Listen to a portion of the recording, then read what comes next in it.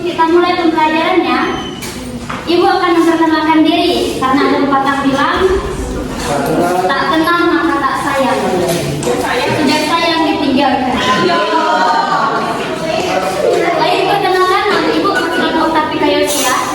Bisa dipanggil Maslan, bisa dipanggil Okta, bisa dipanggil Okta, juga bisa dipanggil Yosia. Asal nama saya, jangan sampai bukan nama saya. Kalau tidak nama saya tidak boleh saya.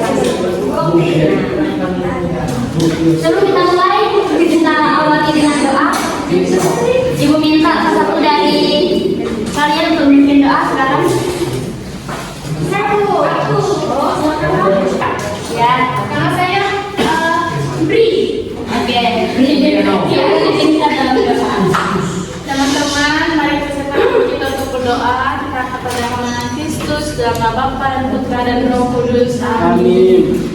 Selamat siang Tuhan, terima kasih atas berkat yang telah Kau berikan sehingga kami berkumpul dalam kelas ini untuk belajar bersama. Sedikit yang Engkau berkati pembelajaran kami pada hari ini. Semoga apa yang telah guru kami sampaikan nanti dapat tersampaikan dengan baik bagi diri kami. Ya Tuhan, hanya ini doa yang dapat kami sampaikan demi Kristus Tuhan dan Tuhan kami. Amin. Amin. Baik, terima kasih Bri. Nah, kita akan absen terlebih dahulu.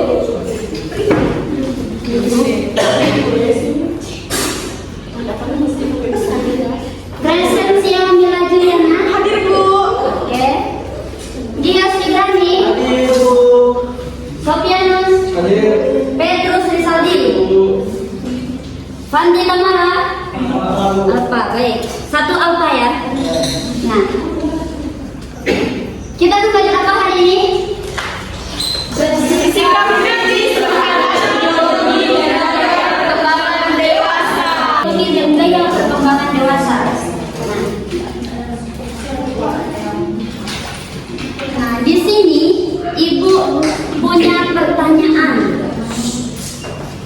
Yang pertama, pertanyaannya itu adalah apakah semua tren yang populer sekarang harus atau wajib kita ikuti? Tidak. Bagi yang tidak angkat tangan. Aku doang. Bagi yang harus angkat tangan. Oke, yang tidak, apa alasannya? Karena tidak semua gaya itu harus kita ikuti Bu. Kita hanya maksudnya itu bergaya sesuai porsi kita masing-masing. Oke, terima kasih atas pertanyaannya. Bagi yang harus, nah, apa alasannya? Silakan angkat tangan. Edu Bu. Saya Bu. Tergantung trennya Bu. Kalau trennya positif seperti mengikuti tren gaya hidup sehat, jadi itu harus diikuti. Oke, terima kasih pertanyaannya. Oke, terima kasih atas jawabannya. Nah, di sini, apakah semua tren yang populer harus kita ikuti? Benar tadi kata Edo bilang tergantung apa itu. Kalau itu memberikan dampak positif, bisa kita ikuti. Tapi kalau itu memberikan dampak yang negatif, jangan kita ikuti. Nah, di sini tadi kan judul pembelajaran kita bersikap kritis. Nah, anak-anak ada yang tahu apa itu bersikap kritis? Seperti Angkat tangan dulu sebelum jawab saya. Angkat tangan jangan angkat kaki, siapa yang mau? Apa itu bersikap? Apa namanya? Sofinana. Sofianus, ya. Bersikap kritis berarti kita tuh berani menanggapi hal-hal yang menurut kita tuh kayak berlawanan dengan diri kita Bu. Kritis. Oke. Nah, bersikap kritis ini itu artinya mampu atau kita mampu berpikir apa yang kita argumenkan itu bisa aja dia bertolak dengan argumen teman-teman. Nah, mampu mengutarakan pendapat itu bersikap kritis. Nah, tujuan pembelajaran kita hari ini ada 3. Yang pertama, peserta didik mampu menjelaskan pengertian ideologi dan gaya hidup. Yang kedua, peserta didik mampu mengidentifikasi pengaruh gaya hidup dalam masyarakat. Yang ketiga, peserta didik mampu menunjukkan sikap kritis terhadap gaya hidup yang Apa itu FOMO dan Nanti ibu akan memutarkan salah satu video. Kita tonton bersama-sama.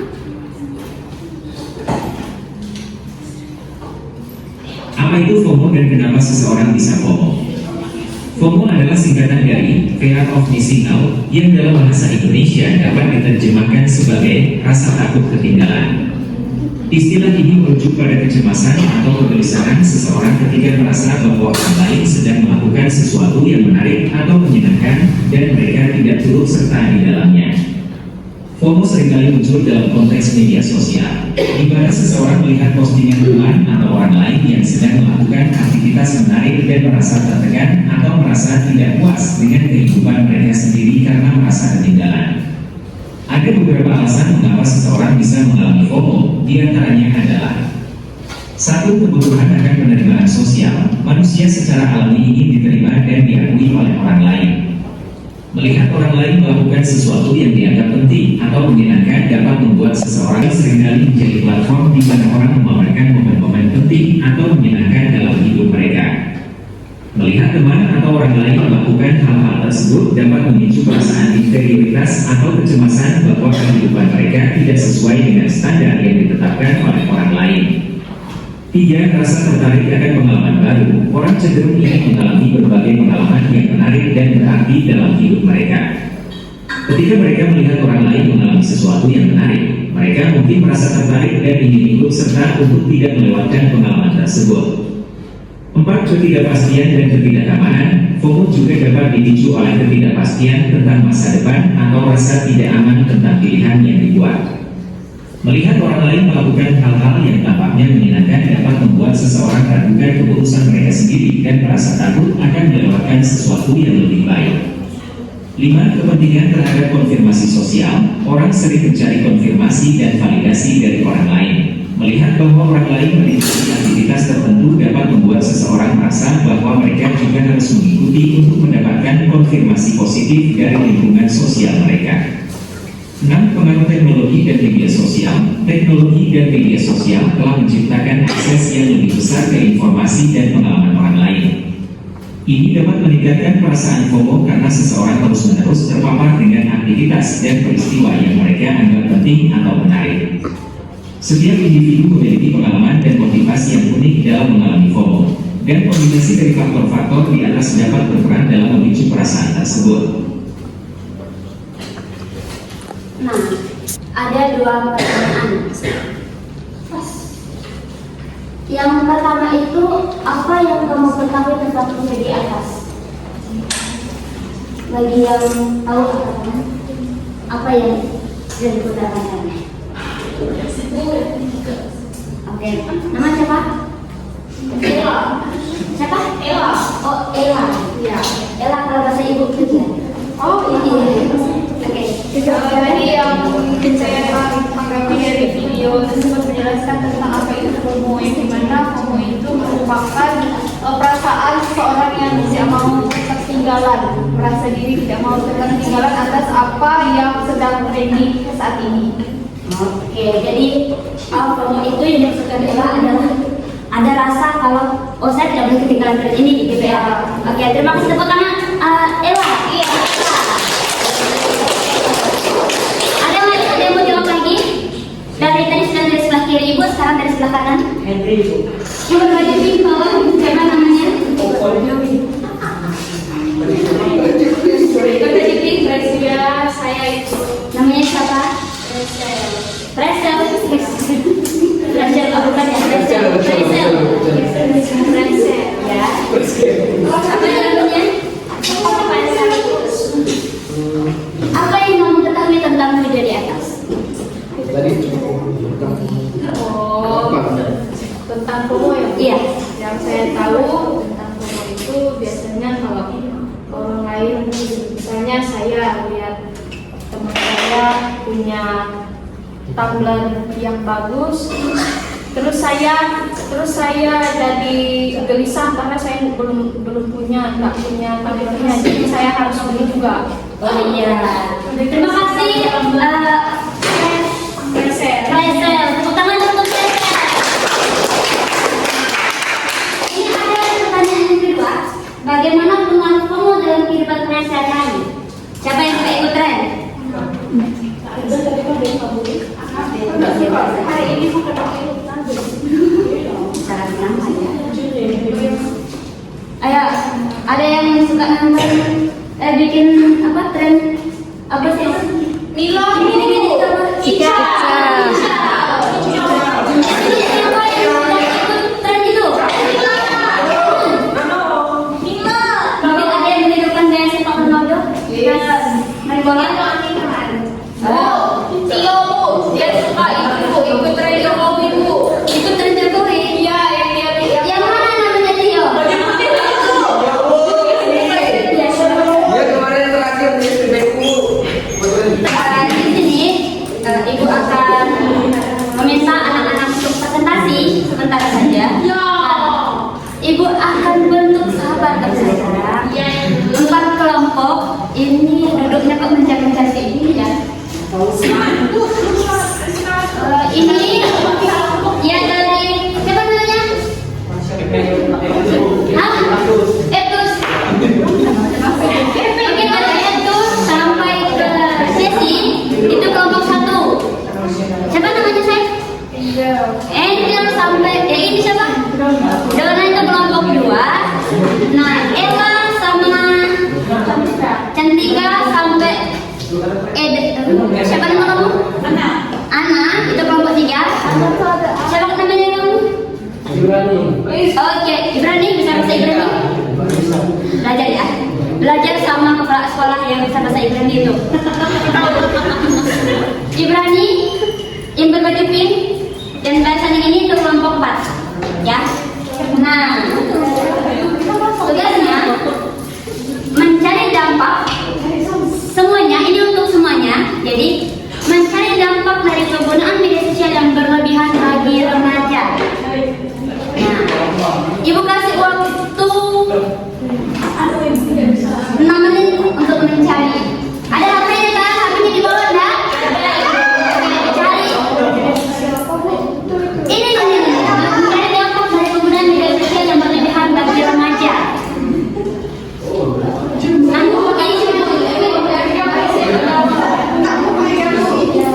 Maju kita presentasi sayang. Maju mana aku?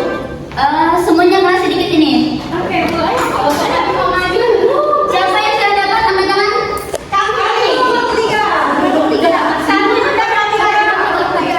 Kita dari kelompok 1 aja ya kalau gitu ya. Biar ada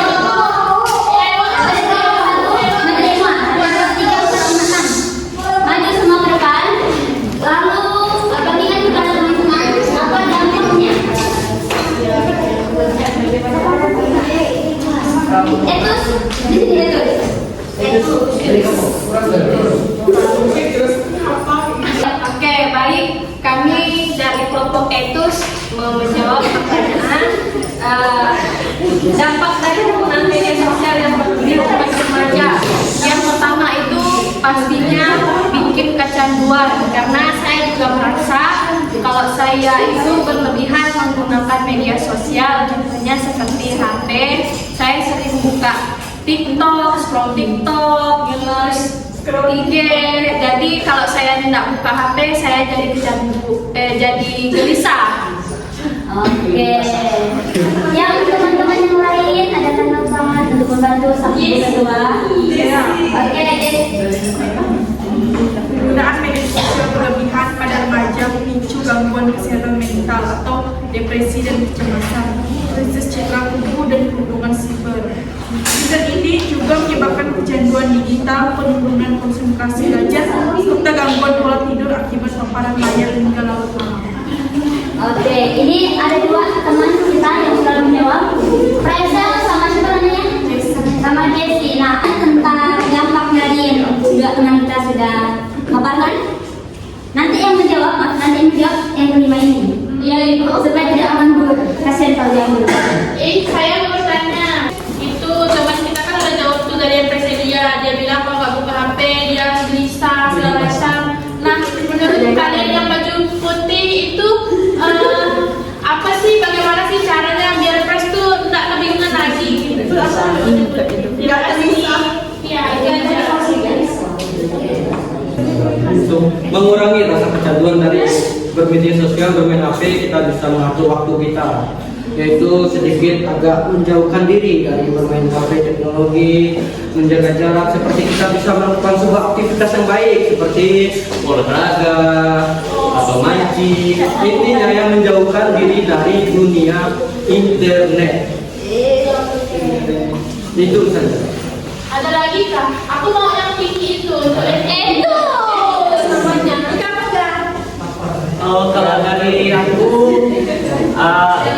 dari saya dari itu ya, supaya peserta ini tidak terus dengan dunia internetnya, kita ajak-ajak kayak olahraga, terus doa bersama, terus di lingkungan kayak gitu. ya, nanti sore kita olahraga bareng ya. Cukup untuk menanggapi jawaban dari Noni. Bri. Bri ya. Beri bukan. Nah, siapa yang mau menanggapi jawaban dari Jessie? Gangguan mental. Gangguan mental karena sering bermain HP. Oh, Ibu. Oh, kamu aja. Kalau jawabnya bukan siapa mau. Bapak ini saya keterangannya, silakan. Kepada Nano, bagaimana tanggapan Nano? Oh iya, untuk tanggapan kamu dari hasil jawaban Jessie bahwa kan pengaruh main HP ini kan sangat berdampak sehingga mengganggu mental kita tadi kan. Nah, mau minta tanggapan dari kamu, bagaimana sih solusinya biar hal itu nggak terjadi di dalam diri kita? Oh jelas. Yang pertama, kenapa sosial media ini kayak berpengaruh ke mental. Main game kadang, saya lihatnya kayak ini kadang suka marah-marah, main game kayak merubah sikap mental ini. Kayak bawaan itu kayak lebih emosian, diajak ngomong tuh kayak gak fokus, matanya ada yang kanan ke kiri, juling. Sampai ada pun kasus pun orang-orang kadang main game tuh sampai jarinya kayak gini-gini. Udah sekian lah. Itu bagaimana cara mengatasinya biar nggak berdampak untuk yang lain-lain? Mungkin lebih mengesampingkan bermain handphone dan mengutamakan kayak bermain dengan kawan-kawan gitu, main bola depan rumah, main raket pada rumah. Kalau menurut saya sih perlu bimbingan dari orang-orang sekitar juga. Kalau misal ada teman dekat atau keluarga gitu yang melihat ada seseorang atau teman kita yang kecanduan HP, bisa diatasi kayak HP-nya diamankan dulu biar dia berproses dengan rasa kecanduan dia, biar dia belajar, biar dia kembali lagi ke normal.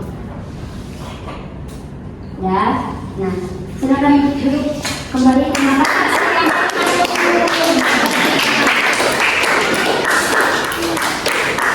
Nah, oke, tadi kita sudah dengar dari kelompok ya kan sudah maju. Nah, banyak sekali dampak-dampak dari penggunaan media sosial seperti untuk psikis itu juga tidak baik, untuk kesehatan baik pun mental atau fisik gitu kan. Nah, caranya supaya kita bisa keluar dari itu semua yaitu menjauhkan diri dari handphone. Jadi bukan berarti ini handphone taruh sini lalu saya di sini. Nah, tidak kayak gitu maksudnya. Jadi seperti mengurangi kegiatan kita di dunia maya seperti itu. Nah, caranya dengan seperti apa? Caranya bisa dengan kalau perempuan itu mungkin ada yang suka berkebun. Nah, kalau laki-laki ada yang suka mancing, ada yang mungkin ikut bapaknya ke ladang atau ke sawah. Nah, bisa dijadikan alternatif seperti itu. Apa itu FOMO? Kita akan membaca kitab suci. Yang pertama itu ada Tesalonika 45 ayat 21 sampai dengan yang kedua. Ada yang baca kitab suci? Ada. Ada buah HP? Ada. Cari HP-nya, siapa yang udah dapat dia baca. Dan inilah doaku, semoga kasihmu makin melimpah dalam pengetahuan yang benar dan dalam segala macam perhatian, sehingga kamu dapat memilih apa yang baik supaya kamu suci dan tak bercacat menjelang hari Kristus. Saya sudah dapat yang 1 Tesalonika bab 5 ayat 21 sampai dengan 22. Sudah. Siapa saya dapat? Baca. Jangan suka merajuk saya ya. Ujilah segala sesuatu dan peganglah yang baik. Jauhkanlah dirimu dari segala jenis kejahatan. Oke. Itu yang 1 Tesalonika. Di sini dalam Filipi bab 1 ayat 9 sampai dengan 10 menegaskan bahwa pendewasaan rohani sejati terjadi ketika yang melimpah diselaraskan dengan hikmat dan pengetahuan yang benar. Nah, ini bertujuan agar kita memiliki ketajaman untuk memilih apa yang terbaik. Nah, serta hidup dalam integritas yang murni dan tidak menjadi batu sandungan bagi sesama menjelang hari Kristus. Nah, yang Tesalonika bab 5 ayat 1 sampai dengan 22 adalah seruan bagi orang yang percaya untuk memiliki sikap kritis, bijaksana dan menjaga kekudusan. Nah, ayat ini berisi 2 perintah utama. Yang pertama itu memuji segala ajaran atau informasi yang diterima serta secara tegas menolak segala bentuk kejahatan. Nah, tidak ada pengecualian kalau itu sebuah kejahatan. Nah, ada yang mau bertanya sebelum kita ke penutup tentang materi kita hari ini? Jika tidak ada, mari kita lanjut ya. Tidak ada ibu. Nah, refleksi pribadi. Nah, anak-anak meminta ke rumah refleksi pribadi. Jadi ibu tidak meminta untuk anak-anak menjawab di depan kelas, tetapi ketika pulang ke rumah tolong direnungkan atau refleksikan setelah mempelajari pelajaran pada hari ini bagaimana. Apakah masih mau ikut-ikutan tren yang tidak jelas? Nah, itu yang pertama, diminta untuk refleksi. Nah, yang kedua, observasi diri dan bersikap kritis dalam menghadapi perkembangan tren teknologi. Nah, siapa di sini yang punya HP? Angkat tangan. Yang punya nomor orang tuanya? Punya semua kan? Tidak mungkin kita tidak menyimpan nomor orang tua kalau orang tua tidak punya HP. Iya. Nah, pasti kalau seandainya teman-teman minta kirim duit, ya kan? Pasti chat, mak, duitku habis, kirimkan duit dong segini gitu kan, lewat WhatsApp. Nah, sekarang ibu minta anak-anak untuk menulis surat yang berisi ungkapan syukur dan terima kasih atas didikan orang tua yang selalu menasihati mereka. Nah, terkadang kita bisa biar lebih cepat sampai ke orang tua, kita pakai media sosial.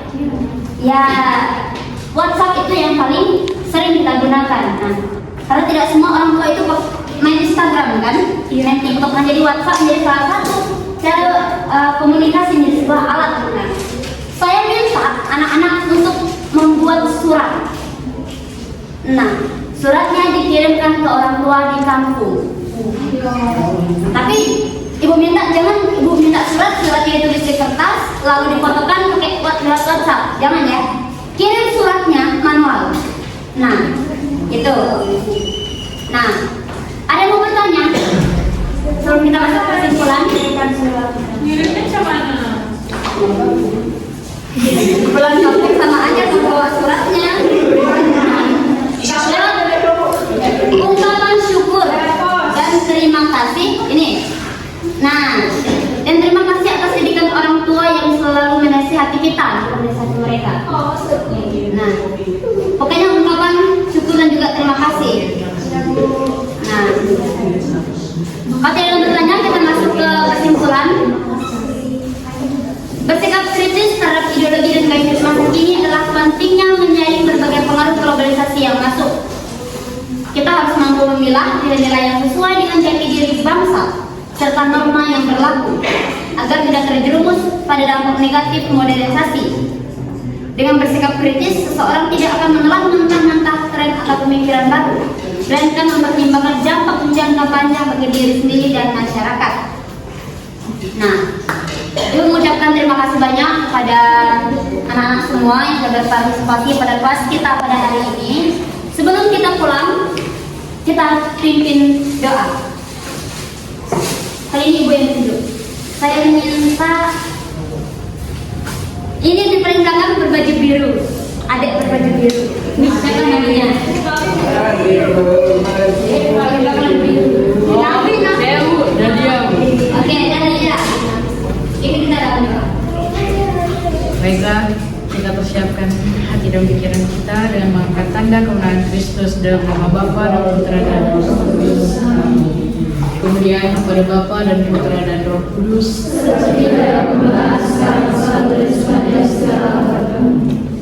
Dalam nama Bapa dan Putra dan Roh Kudus. Oke, terima kasih Talia. Mari kita pulang. Nah, habis pulang ini jangan